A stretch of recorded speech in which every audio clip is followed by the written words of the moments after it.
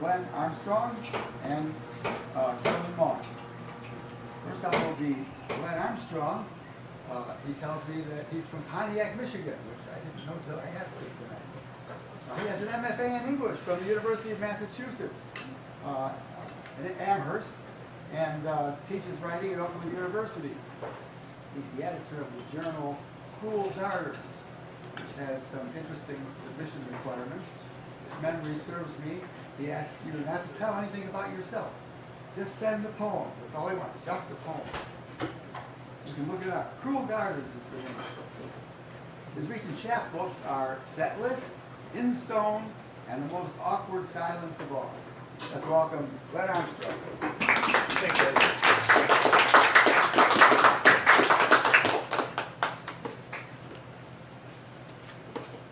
Thank you.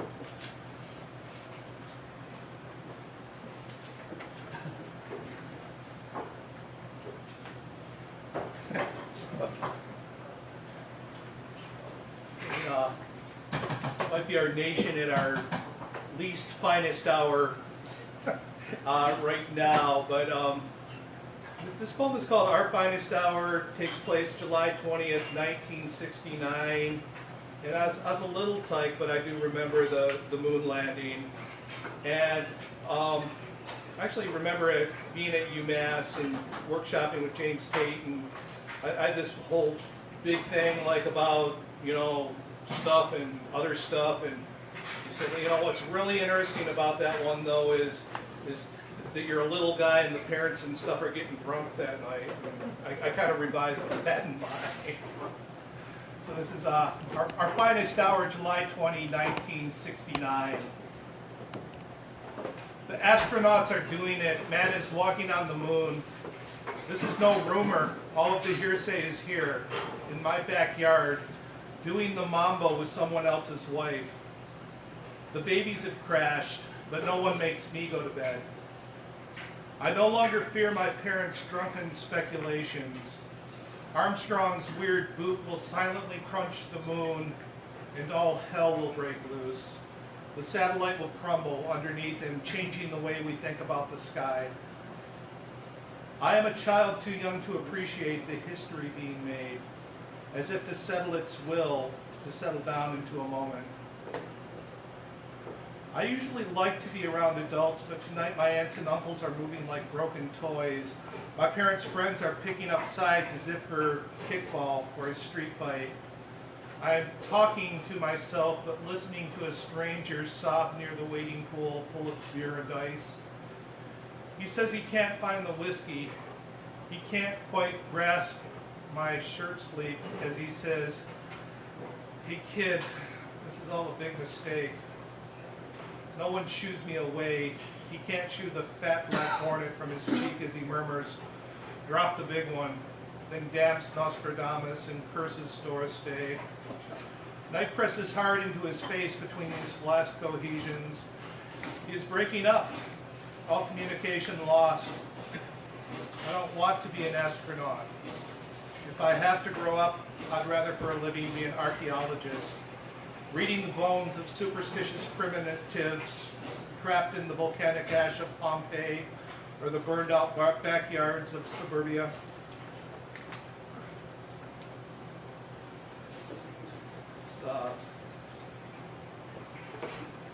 As it said, I was born in Pontiac, but kind of grew up the other side of Telegraph in the community of Waterford Township, Michigan, where I'm still kind of running some programs at the Waterford Library. If you'd like to get involved, would love to have your poems for a public display later.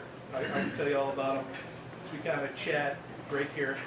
Back in the 80s, I don't know, there was bad behavior among the teenagers. That's all I'm going to say. I'm not going to confess to it, but I know a lot about it. This is called Night School Fight Song. We are proud of our school. We are true. When we spray paint the names of our favorite rock bands on the auditorium, we try to stay between the lines. Our hours are bigger than yours. This winter semester will never contain us. We are to this classroom as December is to Snowflake. We remember things by imagining things that never happened. Last Tuesday night, a stoned Eskimo appeared near the window, sparking a Zippo. It's not that we lose interest. It's not that we're slow. We are here because we can't think straight in the daylight, where nothing seems like anything but what it is.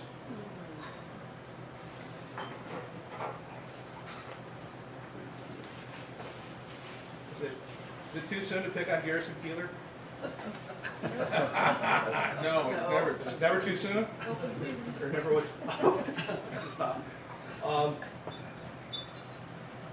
There was actually sort of the impetus of this. Back in the 80s too, there was a punk band called the Minutemen who did a song called Political Song for Michael Jackson to sing.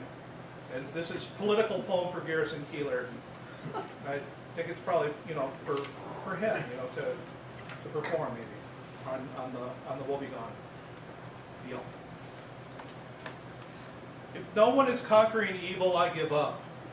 If no one is showing his rosebud or doodlebug to the devil, I'll at least stand vigil between the entrance of the 7-Eleven and its dark green dumpster.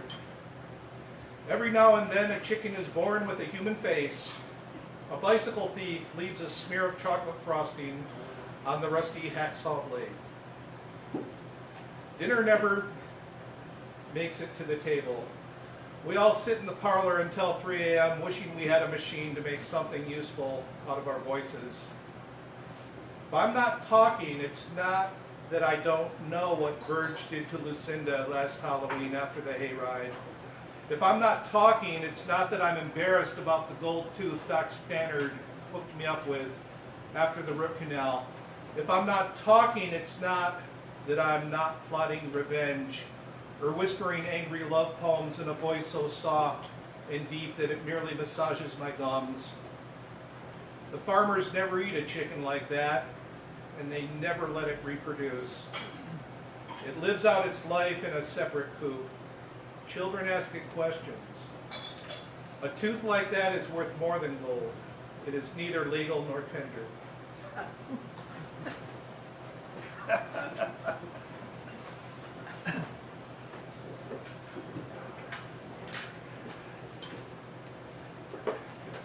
Move into the hardcore protest stuff. It's Ann Arbor after all. Got a couple Cruel Garters chapbooks with me, and it's called In Stone. It's got just kind of miscellaneous poems. The Most Awkward Silence of All has poems that all start with the convention, the Bedside Book of something. The Bedside Book of Awkward Silences, or the Bedside Book of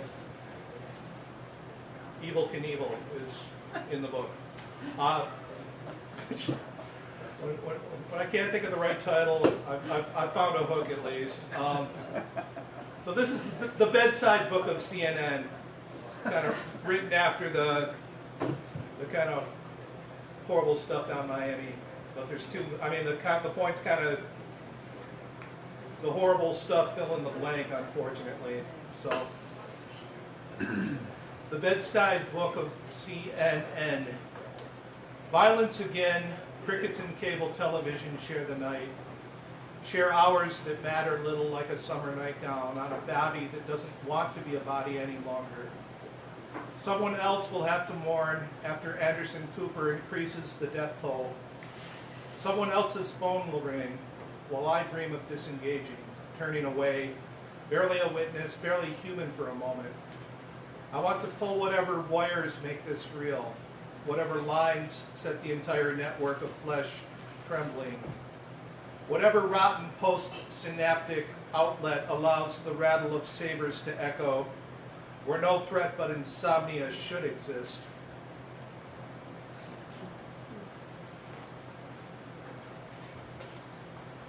I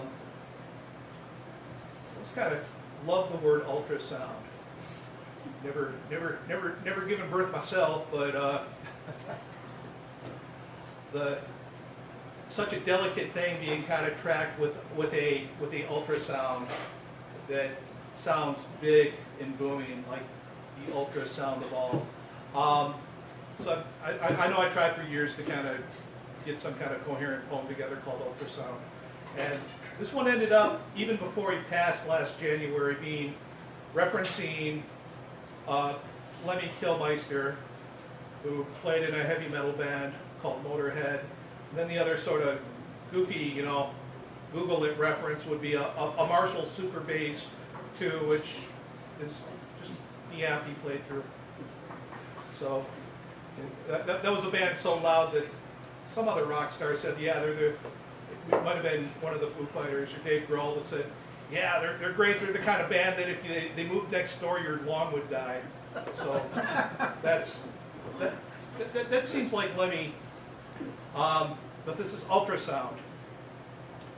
Sound finds the unspeakable. Our offspring a question mark, curled like a prawn.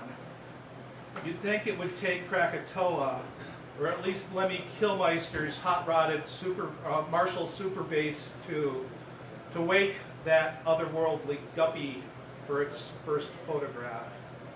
But it's only a murmur from the sonographer's wand, and the dull throb of fatherhood has located me, like free jazz or wind in the trees.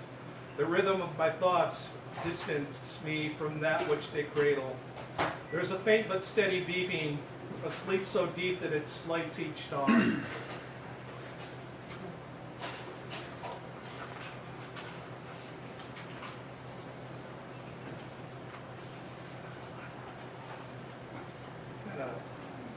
Finish up with just a couple prose poems.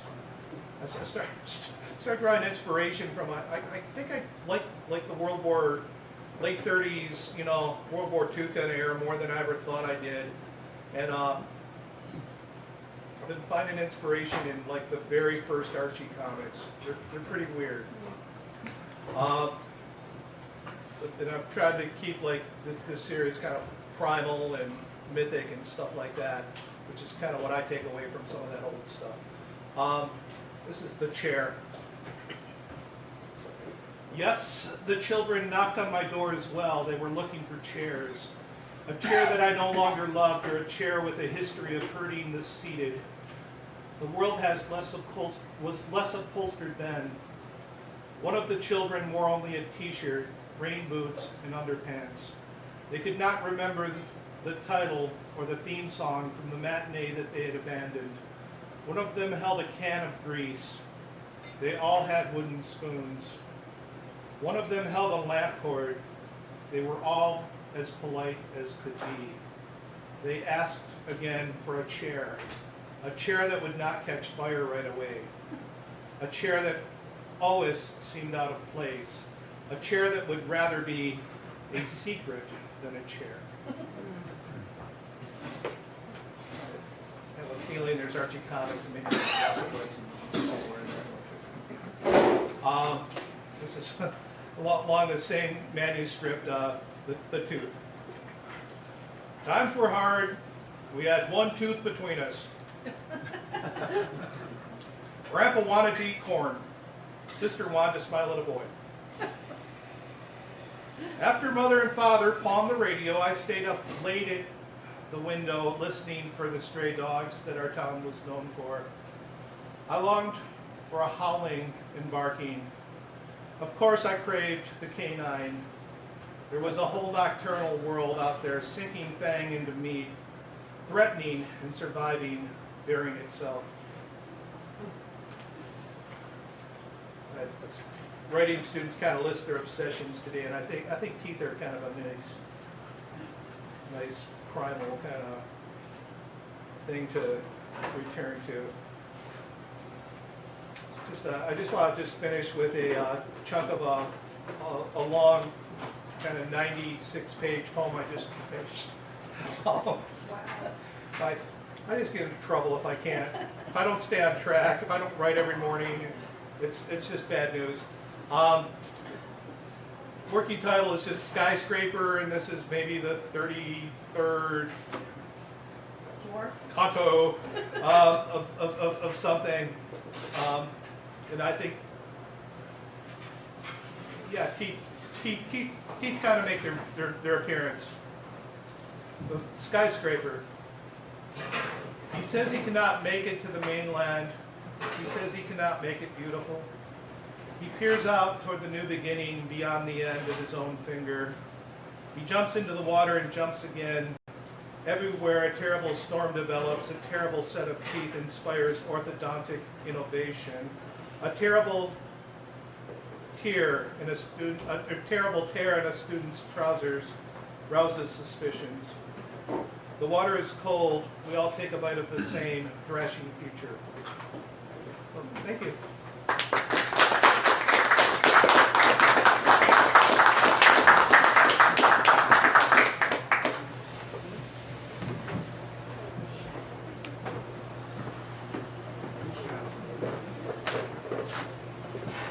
Glenn, you brought any books to sell? Yeah, I've got books back here. 3 chapbooks and a couple issues of Cruel Garters, Okay. which are compilations from, All right. six poets around the country. Okay. So, And I think I see Carolyn. Oh, I actually didn't bring stock with me. Oh, you did? All right. Okay. Carolyn and I have read, I remember reading with her in Grosse Pointe a long time ago. And I've read her work and really enjoyed it. She is an associate professor of English at Wayne State University. She teaches writing and American literature, and she's the director of graduate studies there. Her poems have appeared in the magazines 1111, Third Wednesday, and Peninsula Poets. And her collections of poetry are The Sleeping and What Remains. Carolyn Maun. Thank you.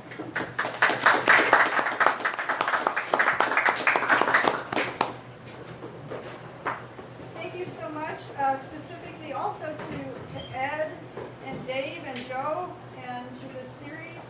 And I'm in Peninsula Poets because Ed Moran contacted me and invited me to submit. So I was honored to do that and happy to be there. That's a proud publication for me. I'm going to read a selection of poems from an earlier book called The Sleeping, and then some from a book called What Remains, and then brand new material. So you'll kind of maybe see an arc. Maybe there's development, I don't know. This is the title poem of the first book that I published called The Sleeping, and it came from, it's an opaque, sort of veiled, in some ways, the ways that poetry allows us to veil our experience. It's a veiled response to a home invasion that I experienced as a 16-year-old girl and an assault. The person was convicted of that crime, but I thought in my reading of Emily Dickinson, where she writes her poem, my life was, my life has stood a loaded gun. This poem came out of the idea, what if you could hit the instant replay and do things differently? The Sleeping. I have been in the place of the vole, who, still alive, sleeps within the wolf's jaws. I've spent a few hours in the hole and struggled with men's laws. A caress that struck like a blow stunned me as it broke across my face. Blood, a flow, poured from my numb mouth as I choked. If given a second chance, I'd have said, you've taken nothing from me of importance, even if you leave me dead. And given a second chance, I'd shoot you where you stand, not as recompense or even as reprimand or because it would make more sense. I would do it because I was robbed of the possibility to act as I fell on my arms and sobbed and waited and laughed. Ultimately, I had more agency than I appear to in that poem, but we all do the best that we can do, and survival is definitely a bonus. This is called Sexual Geographics. You are a brown and rolling land. I have a long journey ahead. Fingers brush fingers of the hand, 4 irises, black, lock, wed. All else seethes and pops. I have to catch this honey out, its long gold drops perfumed by doubt. It's the resisting anchor that I lack. Lies in your lap, my tongue will tell. Mistaken maps, my nails sketch on your back. Lost, lulled by sermons beat and swell. I am the inside of a shell. You are the earth, fresh tilled, not yet seeded, that twice turned speaks the sea's fell secrets, now anciently receded. And that's a poem about falling in love.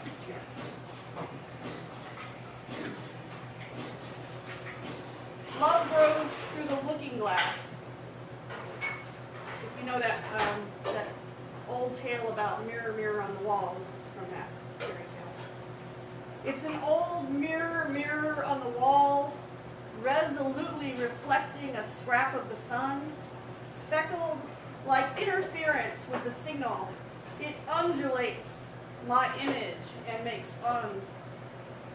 I stand before it naked in the moonlight. Dark hands from behind raise my breasts. I see the smile bleached, bone bright. Tongue licks lips before he feasts. Look at us, framed in flaking gold and rust, interposing susurrus of shallow breath and fecund lust. So the sleeping is just sitting on a shelf somewhere, sort of smoldering, and I'll read a little bit from the second book that I wrote called What Remains. And What Remains was an elegy for my mother. My mother and I was always in touch with her, but the last time I had lived at home was as an 18-year-old, and I really fled that house. Both of my parents were alcoholics, and so I went to college, and I went to work, and like many adult children, at some point my mother needed help, and so we reconciled, and she came and lived with me for 5 years in Michigan, in Grosse Pointe Park, and we bought a house together, and I took care of her until she died. And so these poems come out of the experience of her last illness, which was very short. She was ill for about 8 or 10 weeks, and then passed in 2010. So the book opens with this poem about her urn. Temporary container. I brought her home in a sealed black box. I pictured a crook of jawbone coated in ash, or the head of a